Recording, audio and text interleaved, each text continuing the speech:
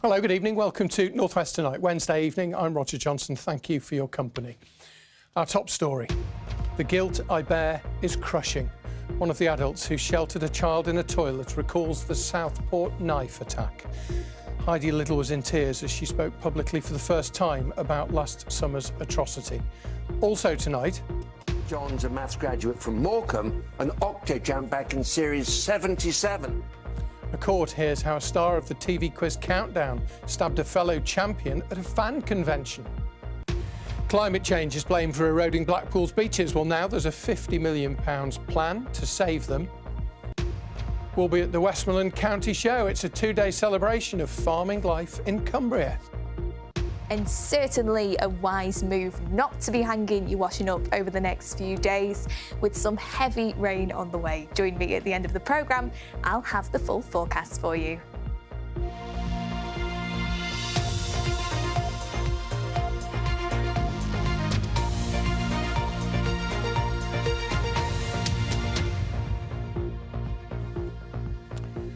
Two of the adults who survived the Southport knife attack have spoken about the guilt they feel and the online abuse they have suffered as they gave their evidence to the public inquiry this afternoon.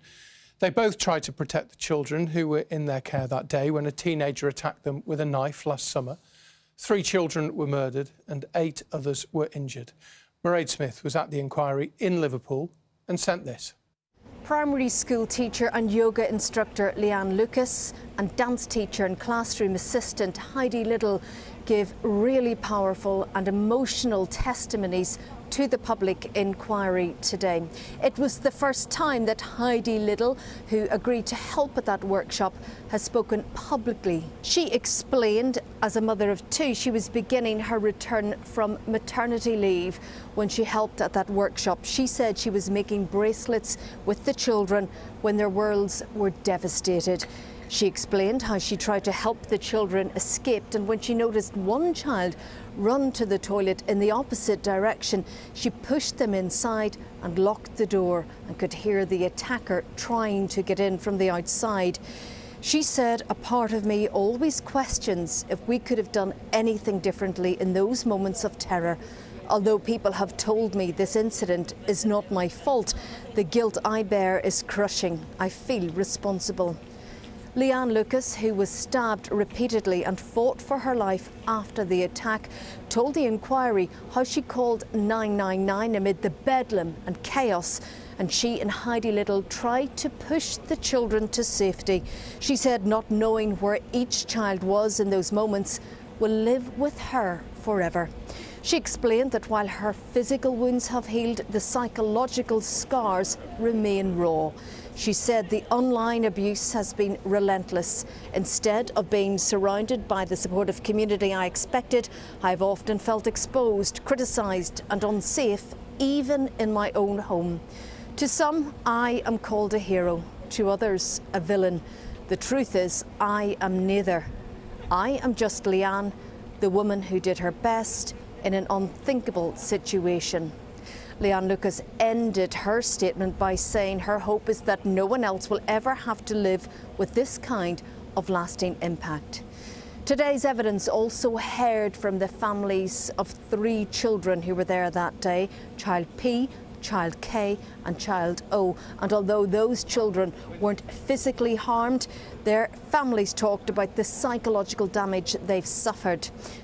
The first phase of the inquiry is expected to finish in November. The hearing will continue here tomorrow. Mairead Smith, BBC North West Tonight in Liverpool. And we will have more from the Southport inquiry tomorrow. The role of the security service and what could have been done to stop the killer is likely to feature significantly later in the Southport inquiry, as it did in the Manchester Arena inquiry, which followed the bombing there in 2017. And the chair of that inquiry, Sir John Saunders, has written to the families of the 22 people who were murdered to tell them that the security services are implementing all the recommendations made in the final volume of his report, which was released 2 years ago. Now, most of those were not made public for national security reasons. But Sir John and Paul Greeny KC, the counsel to the inquiry, heard from MI5 and counter-terrorism police about their progress earlier this summer. And that is groundbreaking because it is thought it is the first time that such independent scrutiny has been allowed. I do take the view that inquiries, at least at an early stage, should have some place in monitoring the recommendations to make sure that the initial stages are carried out. As far as I know, no one has monitored recommendations to the security service before, and to that extent it's groundbreaking, but it needs to be done. Well, the recommendations made in the first 2 volumes of the Arena report into the missed opportunities to stop the attack on the night and the failings of the emergency services response are being monitored by a dedicated team in the Home Office, the hope being that the cliché of a report gathering dust on a shelf and lessons not being learned won't happen here. But can we be confident that an atrocity like the Arena won't happen again? We can't be confident something like this won't happen again. I hope we can be confident that the same failings won't happen as happened on that appalling night in Manchester in 2017. That was Sir John Saunders. My thanks to him for speaking to me. Now, an inquest has found neglect by staff at Blackpool Victoria Hospital contributed to the death of a man who hanged himself in a toilet after waiting 22 hours in A&E. 27-year-old Jamie Pearson was never seen by the hospital's mental health staff. He'd been classified low risk despite having already taken an overdose of tablets. His inquest heard at the time last August. The hospital was struggling to cope with the number of patients. Police are trying to trace a driver after it's alleged that they deliberately drove into mourners at a funeral in Lancashire. Witnesses say a car going at slow speed pushed 2 people out of the way outside Emmanuel Church in Blackburn. The family, whose loved one was being mourned, says the driver's conduct was disrespectful and disgusting. No one was injured. Workers at the Jaguar Land Rover plant at Halewood in Merseyside have been told that they won't be back at work until at least next Monday. They've been off for over a week now after the company was hit by a cyber attack.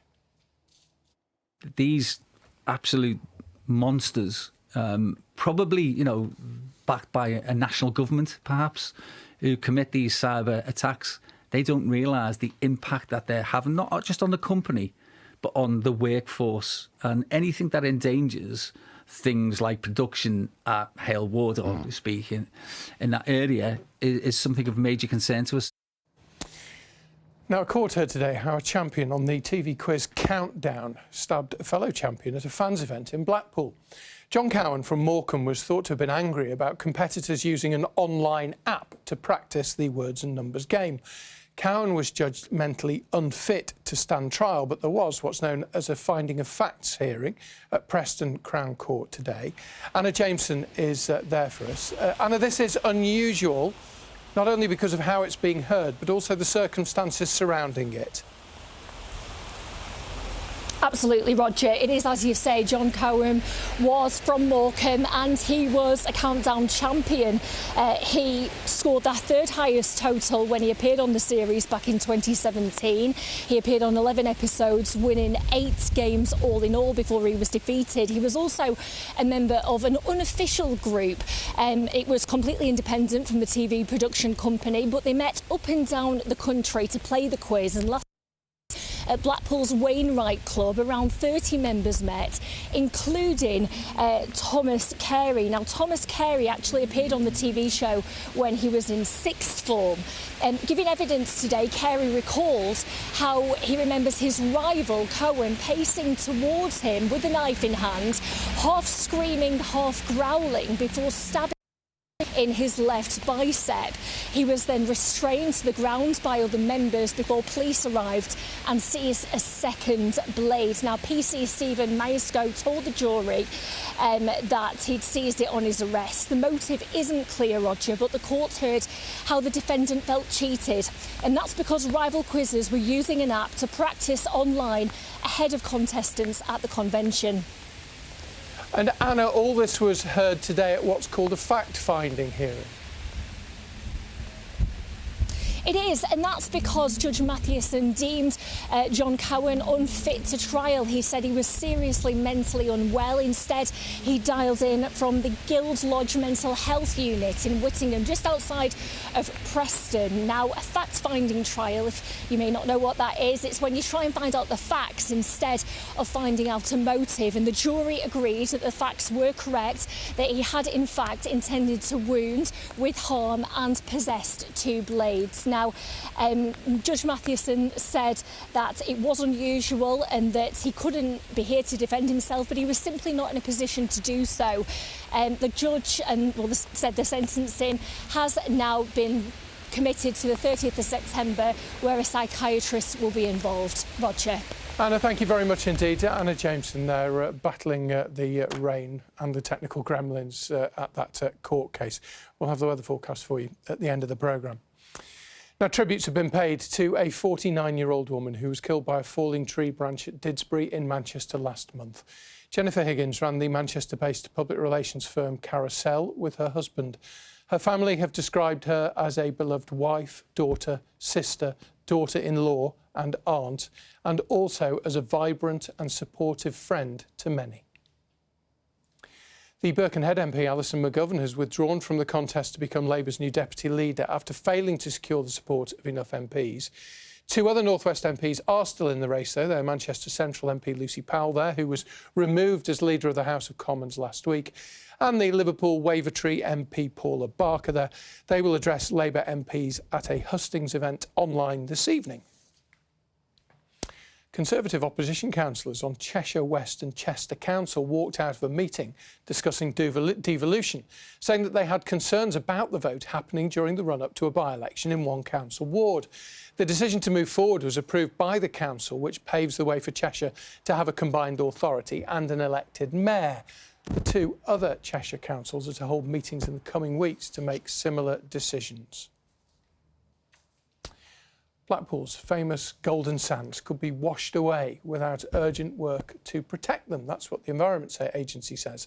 They're giving the town £57 million to build new coastal defences that will trap the sand.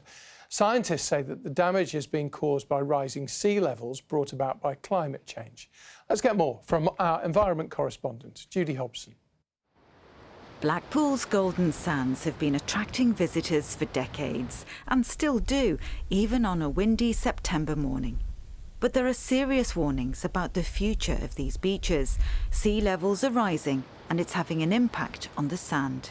What we've found is that the sand is shifting towards the north, leaving our beaches exposed, and the threat is that our sea defences will be undermined by the high tides and the power of the tides. Millions of pounds have been spent on these sea defences, which are now thought to be at risk. And this is the plan to build 17 rock headlands, about 100 metres long, to trap the sand. They'll run from the South Pier to the North Pier. These rocky headlands will create sheltered areas and that will reduce the impact of the waves. If we don't put the rock greens in place and our sand continues to shift northwards, it exposes the boulder clay, which is very soft, and then the tide will undermine all these lovely sea defences that we've already spent so much money on, the tram line, the illuminations, all the properties that currently the sea defences protect will be put at risk. The Environment Agency has now awarded Blackpool a grant of £57 million to maintain beach levels. Climate change is happening right here, right now, and it's costing us in Blackpool. That's a man-made problem. The Green Party feel that the most polluting companies should actually pay for this. The scheme itself is essential, but it has to be delivered in the right way. And it has to be long-term, otherwise these problems aren't going to go away. But what do people here think about the new headlands? Yeah, what's wrong with that? I can't see anything wrong with it. No. Yeah, it's okay. You've got to go with the times, haven't you? Isn't that? Otherwise you just erosion, it'll take over and that's it. They could make it look nice. Want to keep the sands, and yeah, because that's what a lot of people come for as well, isn't it? The public are now being consulted on the plans. Judy Hobson, BBC North West Tonight, Blackpool.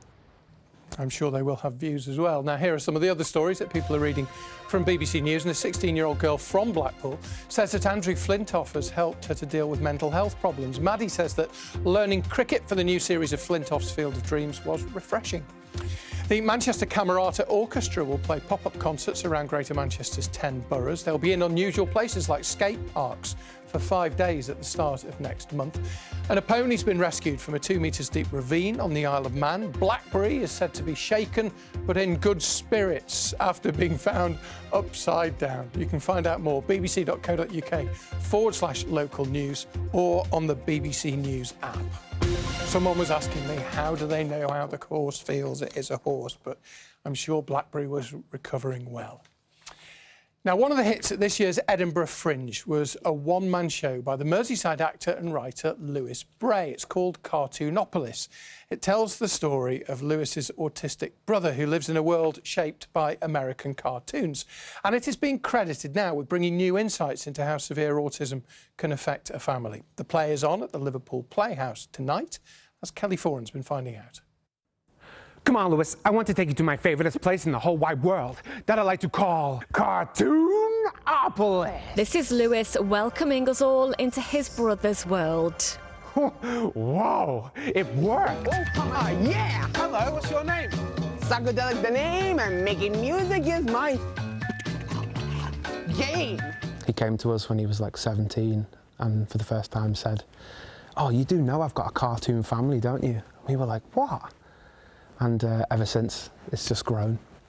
Jack does more than just watch cartoons. His autism means he takes it all in and relives them repeatedly, including in an American accent. Cartoons is what I live for. Oh, we're going to be stuck in this traffic jam for hours. We're never going to make it to the Cartoonopolis Carnival. Lewis first performed at Cartoonopolis 10 years ago at the Liverpool Playhouse Theatre. And now he's back. You're not just playing yourself or Jack. There's a lot of characters. I play my mum and dad and a cast of 27 other characters. So yeah, it's a workout. A lot to learn. Yeah, absolutely. But hey, look who it is. It's Mayor Bray. Jack's autism has been a learning journey for the entire family. 10 years ago, I said to him, "Jack, do you know what autism is?" And he said, "When the leaves fall off the trees." And about 3 months ago, when we were doing the recording for this, I said to him, "Jack, so what does autism mean to you now?" And he was able to articulate what autism meant to him in a very simple way. That, for us, was the biggest thing we could have got out of this project. So, yeah, it's like, I feel like I'm going to cry. Tonight will be a very special performance. Jack's going to be here. How do you feel about that and how does he feel about it? He is so excited. We've had him involved. He's doing some voiceover. He's part of the show and he's been getting excited, coming in every day saying, "Oh, Lewis, I'm really excited for the play." And so, I'm nervous for him to see it, but I'm also excited because it's his story, yeah, I can't wait to see his face afterwards. Cool, right? Lewis always wanted Jack to be known as more than his brother with autism. Tonight, he's the star of the show, but every day, he's his inspiration. Kelly Foran, BBC North West Tonight, Liverpool. We're going to go and get a hot dog. Come on, Lewis, let's go. Isn't that wonderful? Kelly Foran there talking to Lewis Bray about Jack and about that show. There's another chance to see Cartoonopolis. I appreciate it's a bit late for you to get to Liverpool tonight to see it, but it's on at Storyhouse in Chester next Thursday. Right, let's go next to the latest in our series, meeting some of the nominees for this year's BBC Local Radio Make a Difference Awards. And they're the Hive Young Ambassadors. They are a group of young people who've been nominated in the Radio Merseyside Awards, and they work from a youth club in Birkenhead, from where they help people in their local community.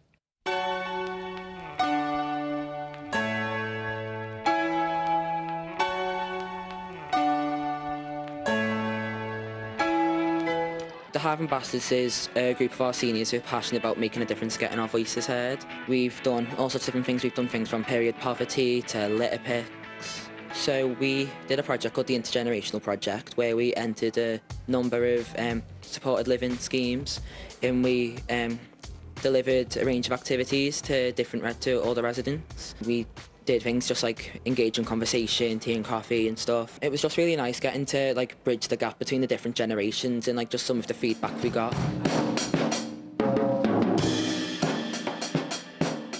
There's so much in sort of the media now about the sort of divide between the generations, and especially with there's lots of negative stereotypes about young people, and we sort of wanted to fight against that, and that was one of the things that really pushed us to sort of do that.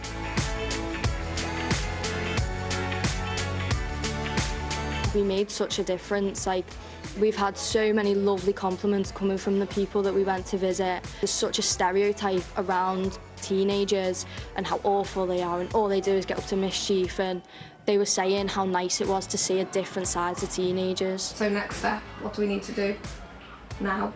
Get ready, start planning. So start advertising, get coffee.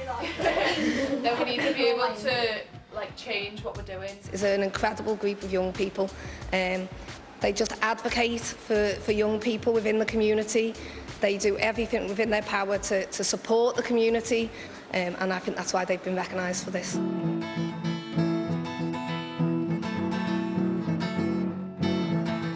I think this project has been one of the best projects we've done, to see a difference in them as well. The fact that somebody's came out of their room after 3 months to come and see what we're doing, I think that's why, because it's made the biggest impact.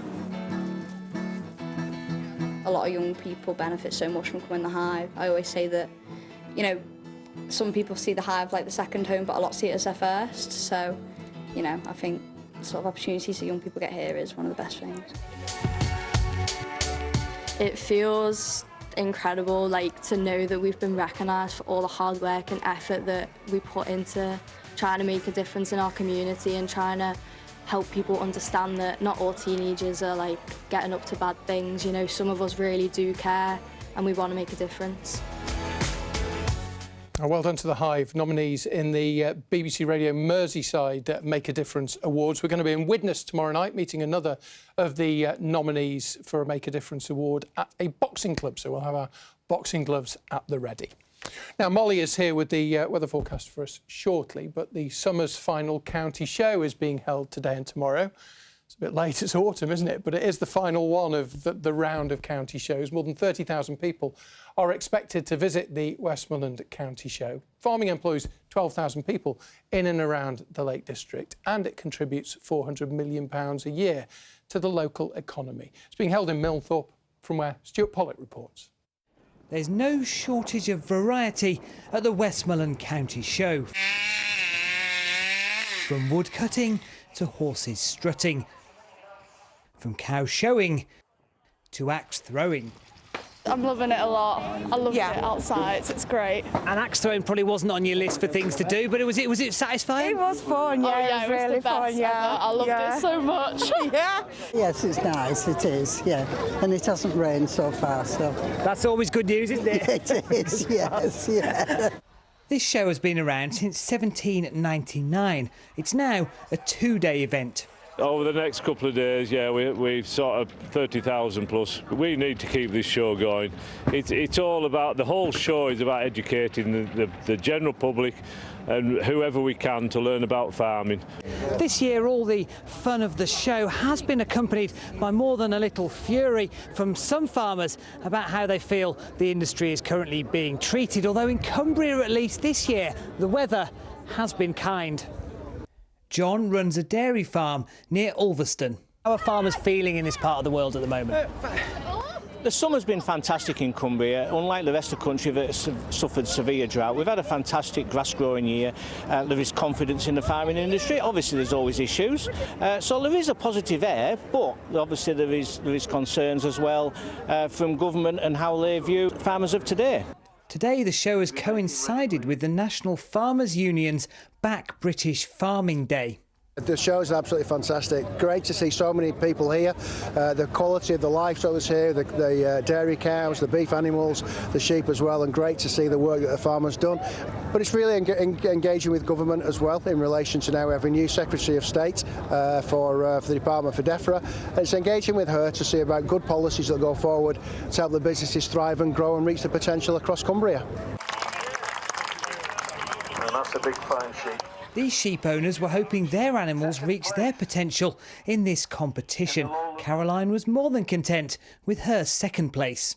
Yeah, apparently just 1 point between me and the overall champion, so absolutely delighted. Absolutely delighted, yeah. But we always come, even if we don't bring the sheep. But I'm glad I brought the sheep today. Well done, yeah, I'll let you, I'll let you go. I better let you go. Yeah, thank you.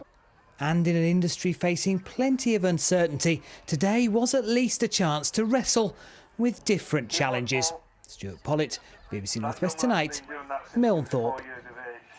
Stuart Pollitt frightening the sheep at the Westmorland County Show. We've seen different weather, haven't we? Stuart had a bit of sunny spells there earlier in the day, but poor old Anna in Preston was getting drenched. I know. Is it a bit of a mixed bag? It's been a tale of two halves, Roger, really, today. Looked lovely at the Westmorland Show, didn't it? But not quite so much as we headed towards the end of the day. This is how it looked this morning in Chorley. So you can see blue skies, glimmers of sunshine. It was pretty lovely to start the day for some of us, but turning to something a bit more like this, and we did have that heavy band of rain making its way across the northwest this evening and into tonight. Thank you very much for sending your photos in.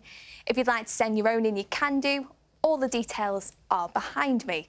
So in terms of the next few days then, starting to feel a lot more autumnal as we head towards the weekend. So tomorrow, a sunny outlook and with some showers, turning a bit cooler and breezier as we head towards the weekend too. So we're drawing in a westerly breeze and we will have some fronts starting to affect the northwest as well as we head into the next few days. Overnight tonight, I was talking about that band of rain. That will eventually clear towards the northeast, and we will have clearer and drier spells, but some residual showers, especially towards more northern parts of the region and the Pennines. Lows of around 8 degrees Celsius, so a bit of a cooler night than last night. And you can see the wind starting to pick up, gusts of up to 36 miles per hour on the Isle of Man. And then tomorrow, a mixture of sunshine and showers. It's going to be very up and down weather. 1 second it'll be raining, the next there will be plenty of sunshine. But a breezier day, feeling cooler, a couple of degrees lower than today. 16 degrees Celsius as a high. And then that is the outlook. You can see around 15 to 16 degrees Celsius as an average, Roger, but lots of rain on the way. Lots of rain. I was looking with interest at the Isle of Man because Kay is there at the moment filming. So sorry, Kay. Yeah. Thank you for watching. As always, whatever you're doing, have a lovely evening. Bye-bye. Good night.